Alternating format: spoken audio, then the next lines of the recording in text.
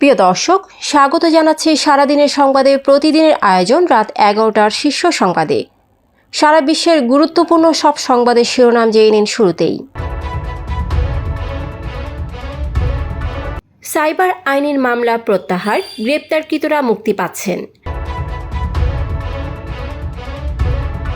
30,000 কোটি টাকা পাচারের অভিযোগে উবার ও পাঠককে নোটিশ। প্রতিবেশী দেশের সরকার বদলে বেকায়দায় ভারত, চিকিৎসা আপৎকালীন ছাড়া বাংলাদেশিদের ভিসা দিবে না ভারত। সাভারে শ্রমিক আইনশৃঙ্খলা বাহিনীর সংঘর্ষ, গুলিতে নিহত 1, আহত 30। পাচার হওয়া অর্থ ফেরাতে 9 সদস্যের টাস্ক ফোর্স গঠন। চট্টগ্রামে তেলের জাহাজে ভয়াবহ আগুন, 3 জন নিহত, তদন্তে 7 সদস্যের কমিটি গঠন।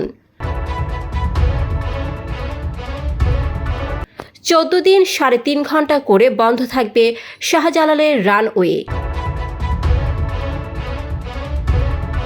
লেবাননে এবার ইসরায়েলি হামলায় একই পরিবারের 17 জন নিহত। নেতানিয়াহুর উপর হামলা, ইসরায়েল জুড়ে বিমান পরিবহন বন্ধ ঘোষণা। নেপালে বন্যা ভূমিধসে নিহত সংখ্যা বেড়ে 193। প্রিয় দর্শক, এবারে জেনে নিন বিস্তারিত। ফ্যাশন ব্র্যান্ড মানে আর্ট। সাইবার আইনে দায়ের হওয়া স্পিচ অফেন্স সম্পর্কিত মামলাগুলো দ্রুত প্রত্যাহারের সিদ্ধান্ত নিয়েছে অন্তর্বর্তীকালীন সরকার। এসব মামলায় কেউ গ্রেপ্তার থাকলে আইনি প্রক্রিয়ার মাধ্যমে তাৎক্ষণিকভাবে মুক্তি পাবেন বলে জানিয়েছে আইন বিচার ও সংসদ বিষয়ক মন্ত্রণালয়। সোমবার আইন বিচার ও সংসদ বিষয়ক মন্ত্রণালয়ের জনসংযোগ কর্মকর্তা ডক্টর মোহাম্মদ রেজাউল করিম স্বাক্ষরিত এক বিজ্ঞপ্তিতে এ তথ্য জানানো হয়। রাইড শেয়ারিং অ্যাপ উবার ও পাঠকের বিরুদ্ধে 30 থেকে 40,000 কোটি টাকা হাতিয়ে নেওয়ার অভিযোগ তুলে আইনি নোটিশ পাঠানো হয়েছে। রোববার সুপ্রিম কোর্টের আইনজীবী মাসুদ আহমেদ এই নোটিশ পাঠান।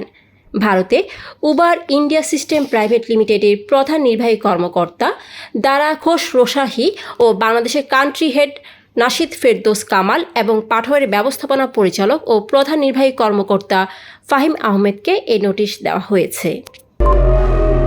বাংলাদেশের সরকার বদলে সম্পর্কে বেকায়দায় পড়েছে ভারত। নিউ ইয়র্কে জাতিসংঘের সাধারণ পরিষদের অধিবেশন চলাকালে ইউনুস ও জো বাইডেনের মধ্যে যে উষ্ণতা দেখা গেছে নিউ ইয়র্কে, তা নরেন্দ্র মোদী সরকারের জন্য উদ্বেগের কারণ হতে পারে। পরিবর্তিত পরিস্থিতিতে বাংলাদেশের নতুন সরকারের সঙ্গে সম্পর্ক স্থাপনের চেষ্টা করছে মোদী সরকার। অন্যদিকে বাংলাদেশের পরিবর্তিত রাজনৈতিক প্রেক্ষাপটে আপৎকালীন এবং চিকিৎসার প্রয়োজন ছাড়া আপাতত বাংলাদেশি নাগরিকদের অন্য কোনো ভিসা না দেওয়ার সিদ্ধান্ত নিয়েছে ভারত। পরিস্থিতি স্বাভাবিক হলে বিষয়টি পুনর্বিবেচনা করবে দেশটি। রোববার ভারতের পররাষ্ট্র মন্ত্রণালয় এই সিদ্ধান্তের বিষয়টি জানিয়েছে।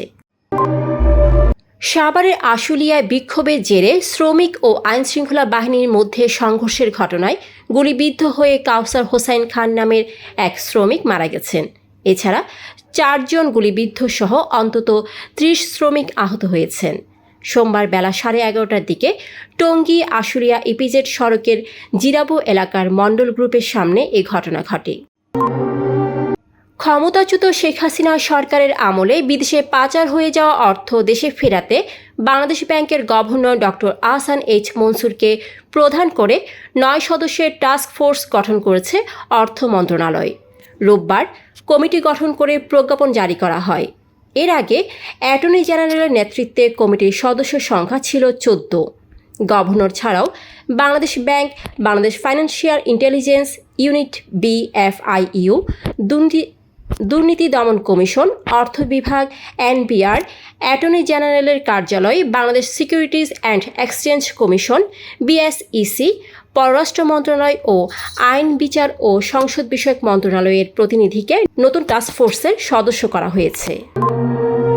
চট্টগ্রাম বন্দরের ডলফিন জেটিতে নোঙর করা একটি তেলের জাহাজ বিস্ফোরণের পর আগুন লাগার ঘটনায় 3 জনের মৃত্যু হয়েছে। সোমবার বেলা 11টায় এই অগ্নিকাণ্ডের ঘটনা ঘটে। দুপুর 1টার দিকে আগুন নিয়ন্ত্রণে আনা হয়। অগ্নিকাণ্ডের কারণ অনুসন্ধানে 7 সদস্যের তদন্ত কমিটি গঠন করেছে বিপিসি। ইআরএল এর ব্যবস্থাপনা পরিচালককে প্রধান করে গঠিত কমিটির সদস্য সচিব করা হয়েছে ইআরএল এর ডিজিএমকে। একদিনের মধ্যে কমিটিকে প্রাথমিক প্রতিবেদন দিতে বলা হয়েছে। আগামী 1 অক্টোবর থেকে 14 অক্টোবর পর্যন্ত রক্ষণাবেক্ষণ কাজের জন্য প্রতিদিন 3.5 ঘন্টা করে বন্ধ থাকবে হজরত শাহজালাল আন্তর্জাতিক বিমানবন্দরের রানওয়ে। নির্ধারিত এই সময় সব ধরনের ফ্লাইট ওঠানামা বন্ধ থাকবে। বিমানবন্দরের ফ্লাইট অপারেশনের নিয়মমাফিক কাজের মধ্যে একটি রানওয়ের রক্ষণাবেক্ষণ করা হবে। সেই অংশ হিসেবে 14 দিন ফ্লাইট ওঠানামা বন্ধ থাকবে। রোববার এ তথ্য নিশ্চিত করেছেন শাহজালাল বিমানবন্দরের নির্বাহী পরিচালক গ্রুপ ক্যাপ্টেন মোহাম্মদ কামরুল ইসলাম। ইসরায়েলের বিমান হামলায় লেবাননের উত্তর বেকা উপত্যকার জবউদ শহরে একই পরিবারের 17 জন সদস্য নিহত হয়েছেন। লেবাননের ন্যাশনাল নিউজ এজেন্সির বরাতে রোববার এক প্রতিবেদনে এ তথ্য জানিয়েছে আল জাজিরা। প্রতিবেদনে বলা হয়েছে, লেবাননের উত্তর বেকা উপত্যকার জবুদ শহরে ইসরায়েলি বিমান হামলায় একই পরিবারের অন্তত 17 জন সদস্য নিহত হয়েছেন। ধ্বংসস্তূপের নিচে জীবিতদের সন্ধান এখনও চলছে। ইসরায়েলের প্রধানমন্ত্রী বেনিয়ামিন নেতানিয়াহুকে লক্ষ্য করে হিজবুল্লাহর মহাসচিব হাসান নাসরুল্লাহর হত্যার প্রতিশোধ হিসেবে ক্ষেপণাস্ত্র হামলা চালিয়েছে ইয়েমেন। এরই জেরে ইসরায়েল সরকার তাদের আকাশসীমা 31 অক্টোবর পর্যন্ত বন্ধ ঘোষণা করেছে এবং ইউরোপের সঙ্গে সব ফ্লাইট বাতিল করেছে। রোববার ইসরায়েলি মিডিয়া জানিয়েছে, দখলকৃত অঞ্চলের আকাশসীমা বন্ধ রয়েছে এবং ইউরোপের সঙ্গে সবগুলো ফ্লাইট 31 অক্টোবর পর্যন্ত বাতিল করা হয়েছে। নেপালে সম্প্রতি ভারী বৃষ্টিতে সৃষ্ট ভয়াবহ বন্যা ও ভূমিধসে মৃতের সংখ্যা বেড়ে 193 জনে দাঁড়িয়েছে। এই দুর্যোগে এখনও 31 জন নিখোঁজ রয়েছে এবং 96 জন আহত হয়েছে বলে জানিয়েছে দেশটির পুলিশ। সোমবার সকাল পর্যন্ত 3705 জনেরও বেশি মানুষকে উদ্ধার করা হয়েছে বলে জানিয়েছে নেপালি পুলিশ। সোমবার এক প্রতিবেদনে এই তথ্য জানিয়েছে নেপালের সংবাদ মাধ্যম কাঠমান্ডু পোস্ট। দর্শক, এতক্ষণ আমাদের সাথে থাকার জন্য ধন্যবাদ। প্রতি মুহূর্তে দেশ বিদেশের গুরুত্বপূর্ণ সব সংবাদ জানতে চোখ রাখুন সারাদিনের সংবাদের অফিসিয়াল ফেসবুক পেজে। Fashion brand money art. Men's, ladies and kids wear. Art. Be smart.